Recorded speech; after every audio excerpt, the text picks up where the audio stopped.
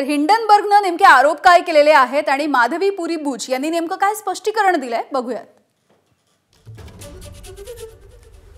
अदानींशी संबंधित कंपन्यांमध्ये सेबीच्या प्रमुख माधवी पुरी बुच यांची गुंतवणूक आहे असा हिंडनबर्ग रिसर्चनं आरोप केलाय।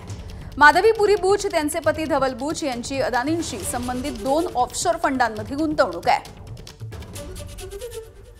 माधवी बुच आणि त्यांच्या पतीनं बर्म्युडा आणि मॉरिशस मधल्या ऑफशोर फंडांमध्ये अघोषित गुंतवणूक केली होती असाही आरोप आहे।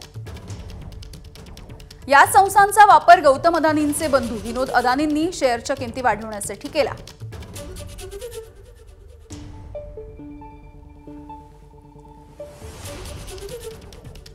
तर सर्व गुंतवणुकीचा तपशील हा सेबीकडे पहिल्यापासूनच आहे असं माधवी पुरी बुच म्हणतात आणि त्यांनी हे सगळे आरोप फेटाळून लावलेत। आमचे आर्थिक व्यवहार हे खुलं पुस्तक आहे असं त्यांनी म्हटलंय।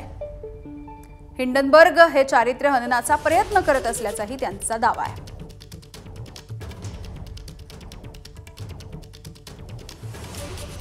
आधी जगजाहीर असलेल्या माहितीमधील निवडक तपशील उचलून हे नवे आरोप करण्यात आले असं माधवी म्हणतात। पहिल्याप्रमाणेच सर्व आरोप हे बिनबुडाचे आणि निराधार आहेत। हिंडनबर्गचे आरोप बदनामीकारक आणि खोडसाळपणाचे आहेत असंही त्यांचं स्पष्टीकरण आहे।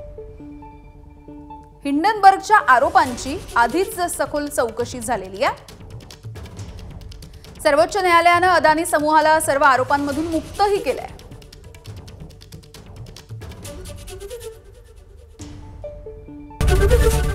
एबीपी माझा, उघडा डोळे बघा नीट।